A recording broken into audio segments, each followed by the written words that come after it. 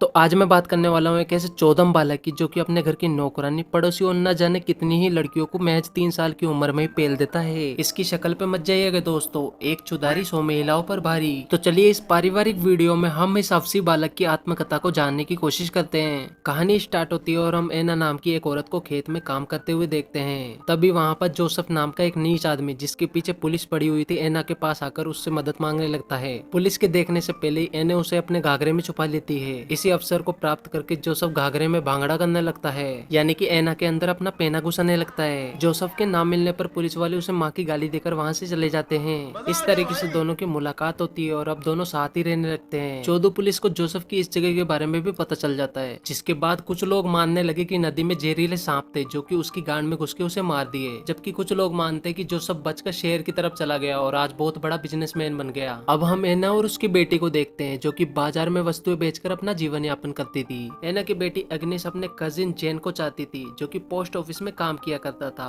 उसका संबंध अपने बॉयफ्रेंड एल्फ्रेड से भी था जो कि कुक था, क्योंकि उसका मानना था एक से भले दो, लेना है तो मुंह में दो ही लो। अब तीनों के रासायनिक क्रियाकलापों द्वारा एक बूढ़ी गांड का बच्चा पैदा होता है। पैदा होते ही ये बड़वा बहुत जोर से रोने लगता है, इतना तेज कि माँ की कान और डॉक्टर की गांड दोनों ही परस्पर फट जाती है। तब उसकी माँ उससे बोलती है, बेटा चुप हो जा, 3 साल का होते ही तुझे टेंट्रम लाके दूंगी। और उस बच्चे का नाम ये ओस्कर रख देते हैं। अब 3 साल बीत जाते हैं और वो बच्चा बड़ा हो जाता है। सभी उसके बर्थडे पार्टी में उसके घर आए हुए होते हैं। वो सभी को पार्टी और बकचोदी करते हुए देखता है और ठान लेता है कि वो कभी भी बड़ा नहीं होगा। इतना कॉन्फिडेंस मानो उसका बाप कोई नीली गांड का जिन हो जिसे घिसते ही उसकी इच्छा पूरी हो जाएगी। ये कहते ही वो सीढ़ियों से अचानक नीचे गिर जाता है और इस वजह से उसे एक ऐसी बीमारी हो जाती है जिसमें उसकी उम्र कभी भी नहीं बढ़ेगी, यानी कि वो 3 साल का ही रह जाएगा। साथ में इसे गिफ्ट में दिया हुआ तानपुरा ये हमेशा अपने गले में बांध के ही रखता था और जब भी कोई उसका तानपुरा छीनता तो वो जोर से बोलता, तेरी माँ की भूत, जिससे आसपास मौजूद सभी कांच फूट जाते थे क्योंकि उसकी आवाज अल्ट्रासोनिक थी। अब एग्नेस ऑस्कर को मुट मार्ग पर स्थित डॉक्टर लुल्ला लाल के पास ले जाती है। वहाँ पर भी ऑस्कर चिल्लाता है और वहाँ के सभी शीशों को फोड़ देता है, जिसे देखकर डॉक्टर कम डोकरा भी हैरान था।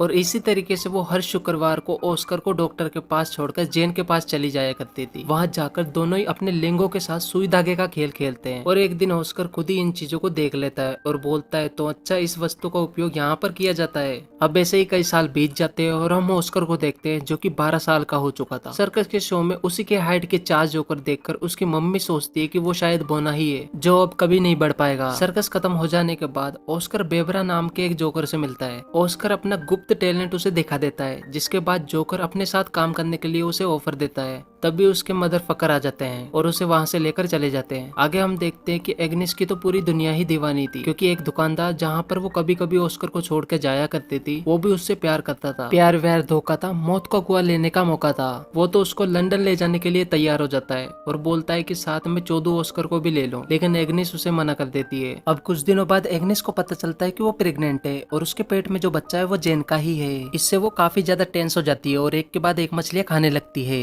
जो कि उसे पसंद भी नहीं थी। लेकिन एल्फ्रेड को इस बात का कोई भी फर्क नहीं पड़ता था, वो तो एग्निस को खुश देखना चाहता था। अरे मरबे गांडू, दूसरे के टोपे के लाभार्थी। लेकिन एग्निस ऐसा नहीं चाहती थी और इसी के साथ कई सारी कच्ची मछलियां खाने की वजह से उसे फूड पॉइजनिंग हो जाता है और वो अल्लाहू अकबर मदर रसगुल्ला को प्यारी हो जाती है। अब हम कुछ समय बाद ऑस्कर को देखते हैं जो कि अपना टूटा हुआ ड्रम लेकर सही कराने जा रहा था और इसी दौरान जर्मनी पोलैंड पर कब्जा करना चाहता था, जिस वजह से जर्मनी के बड़े बड़े एयरक्राफ्ट गांडनुमा आकृति के बम को पोलैंड पर फोड़ रहे थे। इसका जवाब देने के लिए पोलिश आर्मी भी अपने हथियार को खड़ा कर रही थी। तभी पोस्ट ऑफिस में एक बम आकर गिरता है जिस पर इस व्यक्ति की जान बचती है, तो ये बोलता है गांड फटी तो लाखों पाए, जान बच गई यही बहुत है भाई। और इसी गांडलेवा युद्ध में जेन मारा जाता है, लेकिन हमारा नंगा स्टार ऑस्कर बच जाता है। अब एल्फ्रेड परेशान होकर अपने घर का काम करने के लिए मारिया नाम की लड़की को लाता है जो कि घर का पूरा काम कर देती और ऑस्कर को भी दूध पिला देती थी। बच्चों का दूध मेरे भाई। जिसके बाद ऑस्कर को मारिया से स्नेह हो जाता है, लेकिन मारिया अभी भी उसे बच्चा ही समझ रही थी क्योंकि उसे नहीं पता था इसका कच्चा है छोटे का, कच्चे में बड़े का।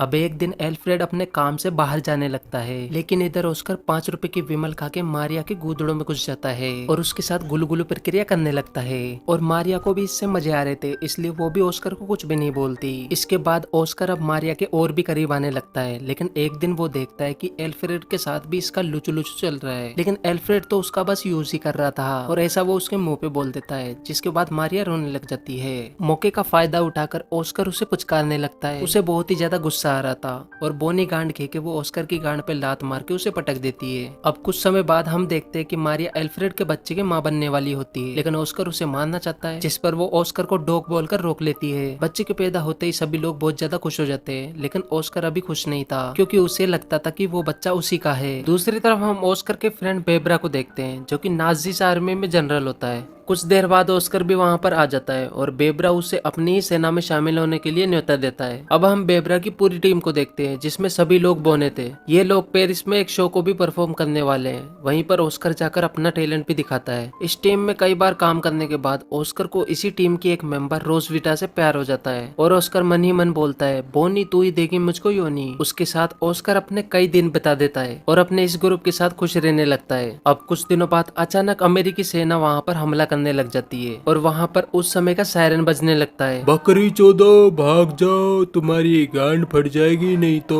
हमला हो गया। जिसमें उसकी गर्लफ्रेंड रोजविटा मार जाती है। अब ऑस्कर वापस अपने घर पर आ जाता है, जिसे देखकर एल्फ्रेड काफी ज्यादा खुश होता है, लेकिन मारिया उसे देखकर खुश नहीं होती। अब ऑस्कर मारिया के बच्चे को उसी तरीके का ड्रम देता है जो उसे 3 साल की उम्र में मिला था। उसके बाद कुछ डॉक्टर्स आते हैं जो बोलते हैं कि वो ऑस्कर का इलाज कर देंगे, लेकिन एल्फ्रेड को ऐसा नहीं लगता था कि ऑस्कर को कोई बीमारी है। वो उसे नॉर्मल बच्चा ही समझता था, इसलिए डॉक्टरों से उसे छुपा लेता है। आर्मी से डरकर एल्फ्रेड अपने बच्चे ऑस्कर को लीना नाम की पड़ोसी के साथ तहखाने में छुपा देता है। अब उस तहखाने में भी रशियन आर्मी आ जाती है, जो लीना का दुग्धपान करना चाहते थे। अब वो उसे छेड़ने लगते हैं। साथ ही ऑस्कर को वहाँ पर यह भी छुपाना था कि वो एक नाजी है। इसके लिए वो अपना नाजी का बेच एल्फ्रेड को दे देता है। एल्फ्रेड छुपाने के लिए उसे अपने मुंह में ले लेता है, जिसके बाद वो उसे निकल जाता है और गले में अटकने की वजह से वो मर जाता है। अगले दिन एल्फ्रेड की दुकान पर मारियल नाम का व्यक्ति आ जाता है और वही अब इस दुकान का नया मालिक होता है। अब मारियल इस दुकान पर कब्जा कर लेता है। कब्जा करने के बाद वो एल्फ्रेड की बॉडी का भी फ्यूनरल करता है, क्योंकि हाल ही में उसने अपने बीवी बच्चों का भी फ्यूनरल करा हुआ था। उसे पता था कि अपनों को खोने का दर्द क्या होता है। अब ऑस्कर का आगे पीछे कोई नहीं था, वो बिल्कुल अकेला पड़ जाता है और उसे अब रियलाइज होता है कि कभी कभी बड़ा होना भी फायदेमंद होता है, इससे अपनों की जान भी बचाई जा सकती है। और अब वो ठान लेता है कि वो छोटा नहीं बल्कि बड़ा होकर मरेगा। तभी कहीं से एक पत्थर आकर उसकी टांड में लगता है और वो एल्फ्रेड की कब्र में गिर जाता है। फिर वो बेहोश हो जाता है और आसपास के लोग उसे उठाने लगते हैं। उन्हीं आदमियों में से एक बोलता है कि ये अब बढ़ने लगा है। अब हम देखते हैं कि एना के अलावा सभी लोग इस शहर को छोड़कर जा रहे होते हैं। ऑस्कर के होश में आने के बाद उसकी बढ़ने की शक्ति तो वापस आ गई थी, लेकिन उसकी चिल्लाने की शक्ति चली गई थी। अब हम ऑस्कर और शहर के सभी लोगों को ट्रेन में जाते हुए देखते हैं और इसी ट्रेन के पास खेत में एना काम कर रही थी और यही मूवी का स्टार्टिंग सीन भी था। तो बस आज की वीडियो में मैं आपको अपना इतना ही दिखा सकता हूँ। अब आप बताओ अगली वीडियो किस मूवी पे